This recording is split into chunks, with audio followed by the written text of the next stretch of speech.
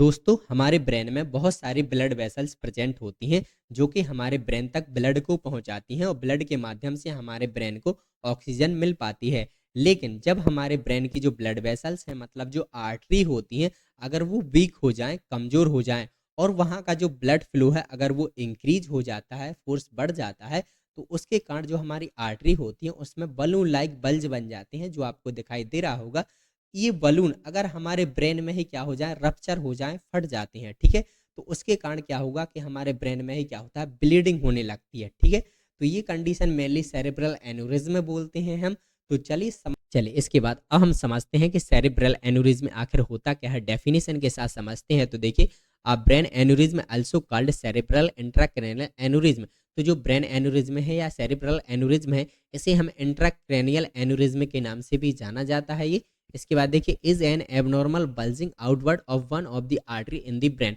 तो जो हमारे ब्रेन की आर्टरी होती हैं, ब्लड वेसल्स होती हैं, उनमें बल्ज बन जाते हैं, पाउच लाइक स्ट्रक्चर बन जाते हैं, बलून लाइक, जो आप इस प्रकार से देख पा रहे होंगे। इसे हम सेरेब्रल एन्यूरिज्म बोलते हैं, ठीक है। चलिए इसके बाद देखें तो देखिए, क्लासिफिकेशन ऑफ एन्यूरिज्म। तो अगर हम इसके साइज के अकॉर्डिंग पर देखते हैं तो इसे 4 पार्टों में डिवाइड किया जाता है। फर्स्ट इसका सेकुलर एन्यूरिज्म। सेकुलर एन्यूरिज्म में क्या होता है, देखिए, it is a distension of vessels projecting from one side. Secular aneurysm is distinct localise out pouching of the artery wall. तो इसमें क्या होता है, जो हमारी ब्रेन की आर्टरी होती हैं, ब्लड वेसल्स होती हैं, उनमें क्या होता है, वन साइडेड क्या होता है, कुछ बलून लाइक स्ट्रक्चर बन जाता है, पाउच बन जाता है, जो आप देख पा रहे होंगे, वन साइडेड, ठीक है। तो इस प्रकार के वन साइडेड अगर ये बल्ज बन जाता है तो उसे हम सेकुलर एन्यूरिज्म बोलते हैं, ठीक है।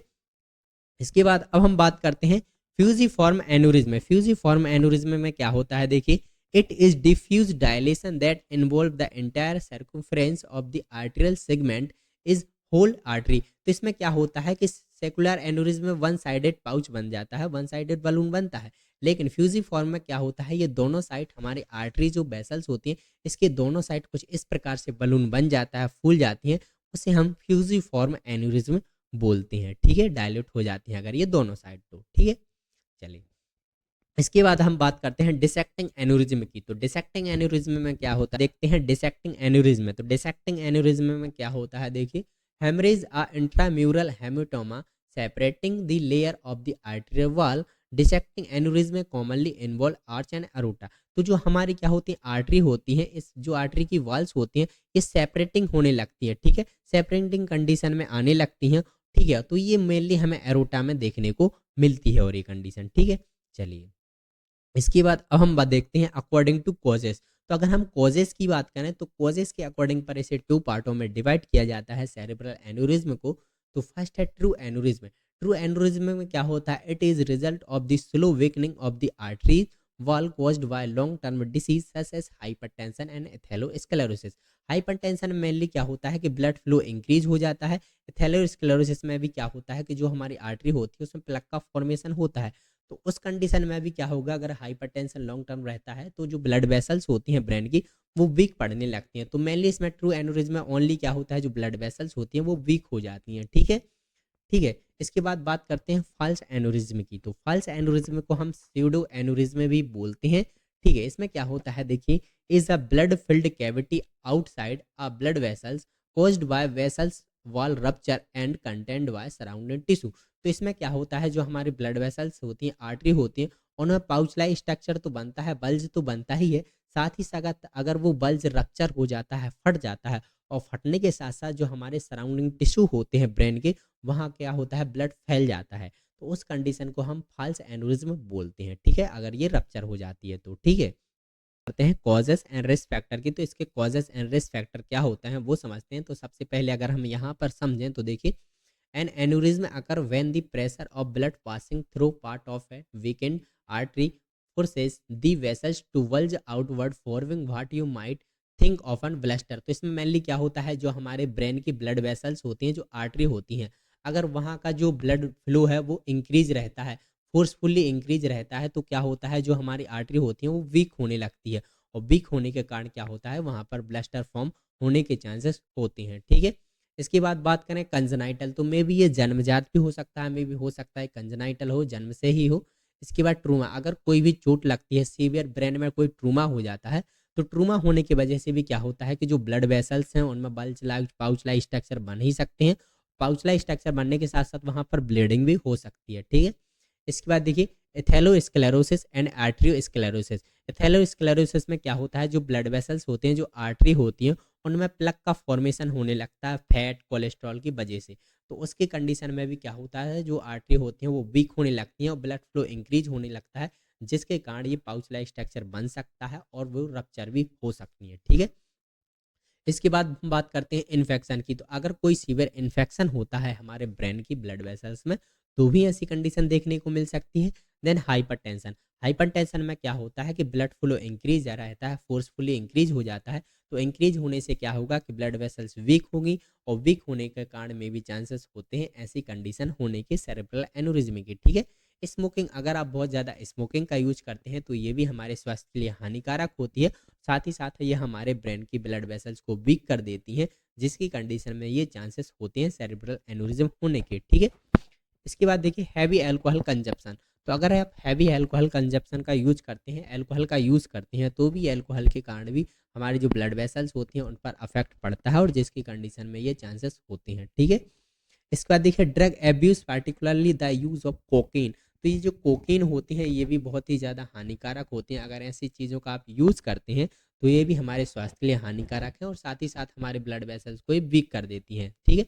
इसके बाद कांस्टेंट स्ट्रेस। स्ट्रेस लेने से भी क्या होता है कि बहुत ज़्यादा ब्रेन पर जोर पड़ता है, ब्लड वेसल्स पर जोर पड़ता है, जिसकी कंडीशन में भी ये चांसेस हो सकते हैं। तो ये कुछ कॉजेस एंड रिस्क फैक्टर होती हैं जिसके कारण ऐसी कंडीशन देखने को मिल सकती है सेरेब्रल एन्यूरिज्म की, ठीक है। चलिए, तो इसके बाद अब हम बात करते हैं इसकी पैथोफिजियोलॉजी। पैथोफिजियोलॉजी में हम स्टेप बाय स्टेप पढ़ेंगे कि ये कंडीशन अराइज कैसे होती है, ठीक है। तो सबसे फर्स्ट है हमारा ड्यू टू इटियोलॉजिकल फैक्टर। अभी हमने जो भी इटियोलॉजिकल फैक्टर देखे, अगर उनमें से कोई भी कंडीशन अराइज होती है, जैसे कि हमारा जो ब्लड होता है अगर उसका फ्लो इंक्रीज रहता है, तो उसके कारण होगा क्या, देखिए weakness of the blood vessels बाल। अब जो हमारी ब्लड वेसल्स होती हैं वो आर्टरी होती हैं, वो वीक होने लगती हैं, कमजोर होने लगती हैं, ब्लड प्रेशर इंक्रीज होने से, ब्लड का फ्लो ज़्यादा होने से, ठीक है। इसके बाद क्या होगा, देखिए abnormal dilation of the wall of the artery. जो हमारी आर्टरी होती हैं, ब्लड वेसल्स होती हैं, उनमें एबनॉर्मल तरीके से क्या होने लगता है, डायलेट होने लगती हैं वो, ठीक है। उसमें डायलेशन आने लगता है, ठीक है। देन उसके बाद क्या होगा, देखिए rupture of cerebral aneurysm due to intra aneurysmal pressure and thinning of vessels wall. तो देखिए होगा क्या, जो हमारी आर्टरी हैं, वेसल्स हैं, ब्लड वेसल्स हैं, उसमें आकर क्या होगा कि एन्यूरिज्मल प्रेशर बढ़ेगा, एकदम से क्या होगा, ब्लड फ्लो होगा तो उसमें प्रेशर पड़ेगा, और प्रेशर पड़ेगा जैसे आर्टरी वॉल्स में, तो क्या होगी, वो रप्चर होने के चांसेस होंगे, ठीक है। रप्चर होने के चांसेस होंगे। देन उसके बाद क्या होगा, वो रप्चर भी हो सकती है। उसके बाद क्या होगा, देखिए blood leak into the subarachnoid space में कॉज इंक्रीज आईसीपी, मतलब इंट्राक्रेनियल प्रेशर एंड इस्चेमिया। तो अगर रप्चर हो जाती है आर्टरी तो क्या होगा, पूरी तरीके से जो हमारा ब्रेन है, ब्रेन में क्या होगा कि आर्टरी से जो ब्लड लीक हो जाएगा, और लीक होने के कारण जो ब्लड है पूरी तरीके से फैल जाता है, ठीक है, हमारे ब्रेन में। और क्या होगा कि इंक्रीज हो जाता है इंट्राक्रेनियल प्रेशर, मतलब जो इंट्राक्रेनियल प्रेशर होता है वो इंक्रीज होने लगता है, बढ़ जाता है, और इस्चेमिया की कंडीशन बन जाती है, ठीक है। इसके बाद देखिए सब एरेक्टोनाइड हेमरेज। सब एरेक्टोनाइड हेमरेज की कंडीशन बनती है, मतलब जो ब्लड है पूरी तरीके से लीक हो जाता है हमारे ब्रेन में, ठीक है। चलिए, इसके बाद बात करते हैं क्लिनिकल मैनिफेस्टेशन की, मतलब क्या साइन और सिम्टम देखने को मिलते हैं ऐसी कंडीशन में। तो देखिए रप्चर सेरिब्रल एन्यूरिज्म सिम्टम्स। अगर जो ब्लड वेसल्स हैं, जो आर्टरी हैं, अगर वो रप्चर हो जाती हैं, ठीक है, तो रप्चर होने पर क्या साइन और सिम्टम देखने को मिलेंगे एक प्रकार की बॉडी में, देखिए nausea and vomiting, nausea and vomiting देखने को मिलेगा, ठीक है। स्टिफ नेक और नेक पेन, मतलब कि क्या होगा, गर्दन में दर्द होगा, बहुत ही ज़्यादा अकड़न होगी, ठीक है। इसके बाद देखिए ब्लड विजन और डबल विजन, तो ठीक से दिखाई नहीं देगा, धुंधला दिखाई देगा, डबल विजन दिखाई देगा, ठीक है। डायलेट पीपल, जो पीपल्स होती हैं, आंखों की पीपल होती हैं, वो क्या होंगी, डायलेट देखने को मिलेगी। सेंसिटिविटी टू लाइट, लाइट से क्या होगा, डर लगेगा, अच्छे से मतलब देख नहीं पाएंगे लाइट के साइड, एलर्जी होगी, ठीक है।